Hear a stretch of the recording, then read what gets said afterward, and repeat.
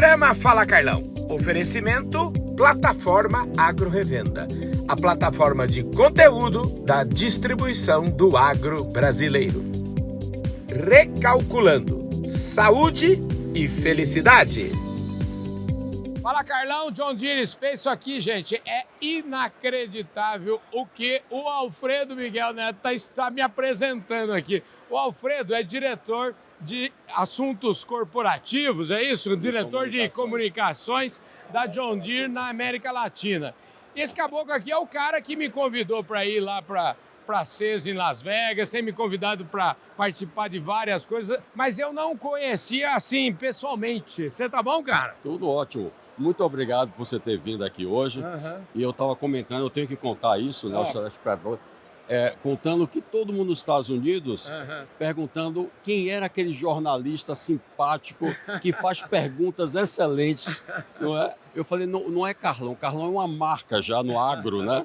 Então, muito obrigado por você ter nos acompanhado lá em Las Vegas, aqui também, em todos os momentos do agro você está presente. Como é a nossa primeira vez, eu queria que você pudesse me dar uma fotografia aí rapidamente. Quem é o Alfredo? O Alfredo é uma pessoa que nasceu na Bahia, em Salvador. Eu mudei para São Paulo há 25 anos atrás. Que legal. Eu vim naquela época, trabalhava para Monsanto, me transferi para São Paulo e aqui eu fiquei. Da Monsanto, eu fui para a Microsoft, nessas mesmas posições, e da Microsoft para a John Deere. Ou seja, senti uma falta do agro. A experiência de trabalhar na Monsanto naquela época, no agro, foi sensacional. Eu digo, não, meu lugar é o agro. Aí eu voltei para o agro, né? E você voltou para cá há quanto tempo? Há 17 anos na John Deere. Rapaz, mas você tá... Eu tô achando que tá bem barbaridade. Pela quantidade de empresa você tá falando aí, rapaz. Você, como diretor de assuntos corporativos aqui, eu imagino que você também esteja envolvido com tudo que diz respeito aí à legislação. E com esse tamanho de lançamento, isso é cada vez mais importante para vocês, eu imagino, para dividir um pouco a nossa prosa em duas canoas aí, já que você cuida de relações institucionais, aí me conte um pouquinho. É verdade. Eu acho que aqui a nossa interação com os governos no mundo inteiro é de construir a iniciativa privada junto com a iniciativa governamental as melhores políticas. E essa é a melhor democracia. É quando a decisão e a construção é feito através dessa integração, dessa parceria. Então tem vários temas que para o agro é muito importante e que a gente precisa destravar. Eu vou citar algumas. Crédito. Né? O agro, com esse potencial gigantesco, precisa de crédito o ano inteiro safra, né? Um orçamento adequado e condições adequadas para que o produtor possa fazer seus investimentos, por exemplo, em sementes, em tecnologia, em bens de capital, para que ele possa crescer. Se a gente olhar o potencial do Brasil, isso não é nenhuma novidade para o seu público, nós estamos falando de um potencial de, sem entrar em nenhuma área de floresta, muito mais do que 100 milhões de hectares. A gente pode até citar aqui, se for profundamente, 100 mais 40 de áreas degradadas, 140 milhões de hectares. Não existe em nenhum lugar do mundo. E para a gente crescer, precisamos de tecnologia, precisamos de máquinas, tecnologia em sementes, precisamos de armazenagem. Então, para tudo isso, precisa de crédito. Uma segunda questão... Aliás, só para fazer um parênteses aí, eu conversei esses dias lá com o Chiquinho Maturro, que é o presidente executivo da rede LPF, que vocês, vamos dizer assim, eu posso dizer que vocês foram membro fundador disso, né? E ele me falava o tanto que a gente precisa atualizar isso, né? Porque a história do plano safra, ano safra, isso é uma coisa que era, vamos dizer, ela foi útil, mas agora a gente precisa atualizar, porque o produtor precisa de crédito, a gente planta 2, 3 safras. Exatamente. O produtor precisa de crédito o ano todo, né? O ano todo. E eu acho assim, precisamos planejar com antecedência, né? Não precisa ser o ano safra, por que não mais ano safra, né? Para planejar e o produtor ter previsibilidade. Porque nós já temos muita coisa que a gente não controla. Se a gente puder controlar aquilo que a gente consegue fazer bem, aí uma ajuda tremenda. Uma outra questão é a conectividade. Nós lançamos aqui uma parceria com o Starlink, então, obviamente, estamos viabilizando a conectividade no campo, mas a gente precisa avançar isso de uma forma ampla. A conectividade na área rural vai trazer um benefício grande para o desenvolvimento socioeconômico da área rural. Não vamos acabar com a pobreza sem contar com o agro, o desenvolvimento agro e com a área rural. Então, nós temos essa iniciativa como de Ondria, conectamos nossas máquinas, mas é muito importante a gente fazer isso enquanto país, para trazer desenvolvimento socioeconômico. Então, tem aí a questão de seguro, né, que a gente já conhece bastante, que precisa ter, infraestrutura. Com isso, o país não tem como não crescer enormemente. A China fica para trás. A gente está com a bola na marca do pênalti. Exatamente. Você falou de três coisas super importantes. Eu queria mudar um pouquinho o teor do discurso para a área de comunicação, né?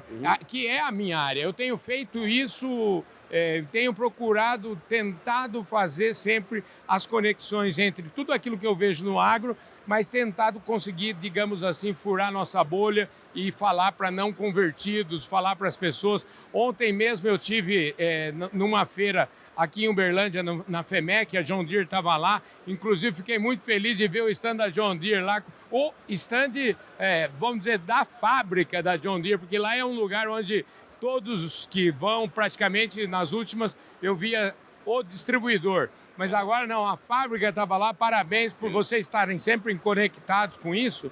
Então, essa história da comunicação, lá em Uberlândia, para voltar aqui no exemplo da comunicação, é uma feira que acontece praticamente no centro da cidade.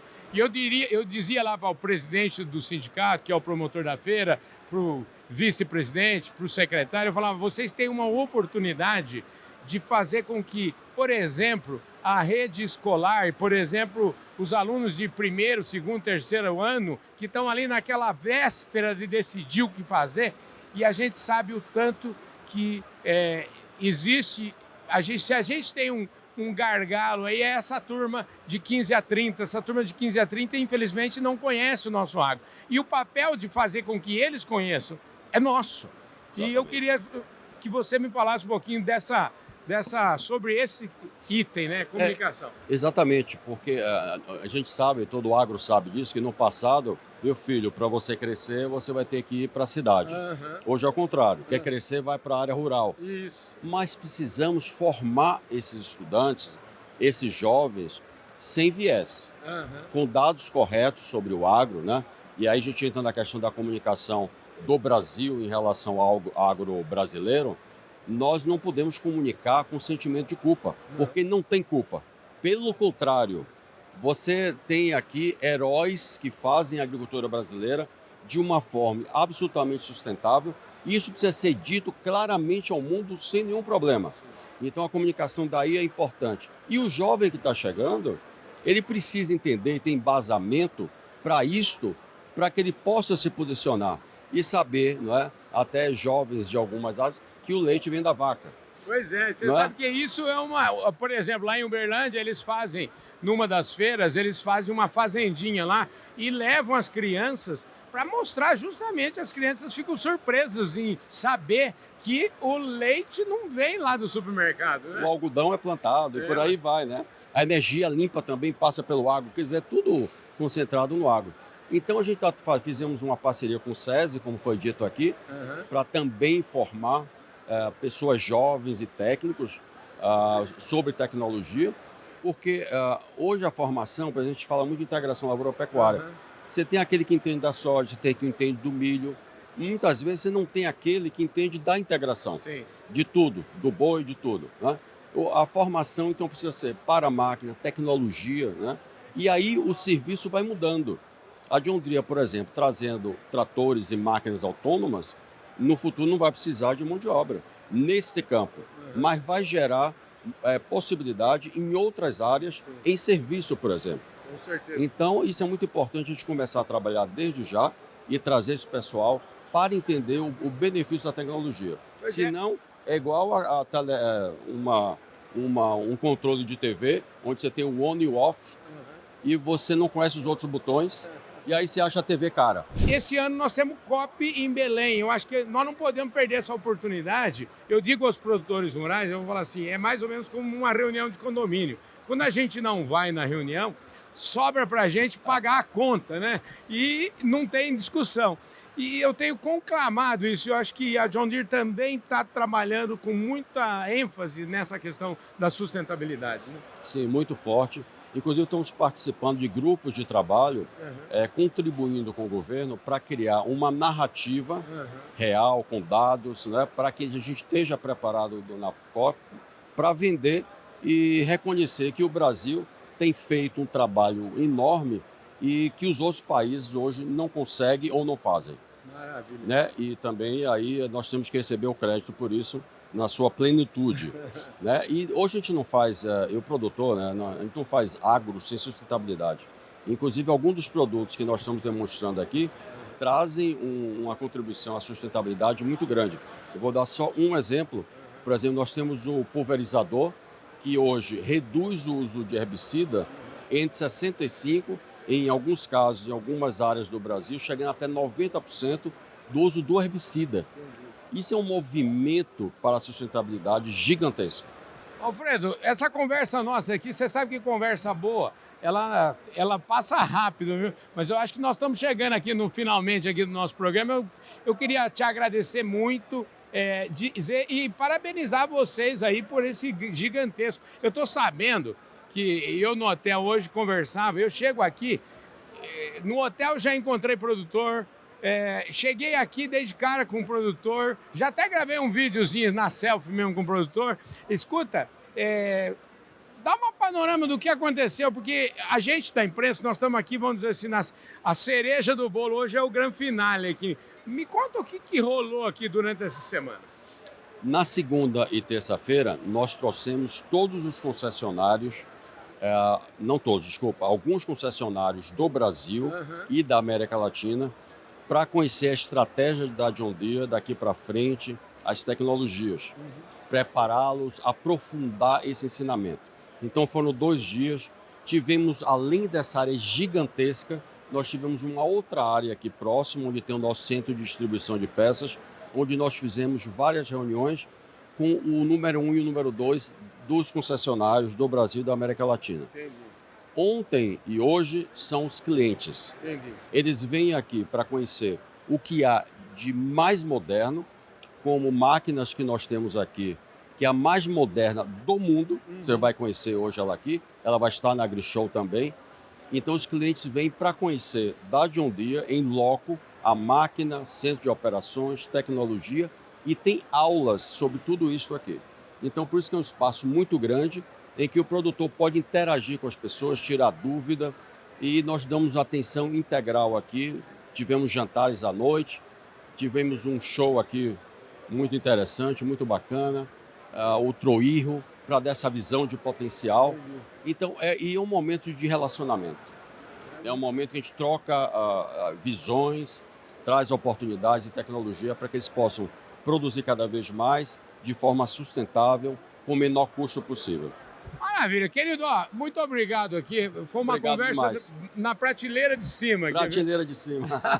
É isso Obrigado aí, mais gente. uma vez. O Alfredo Miguel Neto, diretor de Assuntos Corporativos e Comunicações para a América Latina da John Deere, conversou conosco com essa simpatia e com esse sotaque maravilhoso lá da Bahia. Obrigado, viu, querido? Ó, você não pode perder, esse sotaque é maravilhoso. Não, não perde. O pessoal diz assim, não, você mora em São Paulo há 25 anos, não tem sotaque. Eu digo, espere 2 minutos, você vai ver aí o sotaque, a caída. É isso aí, gente. Fala, Carlão, mais prateleira de cima, simplesmente impossível. Obrigado pela audiência.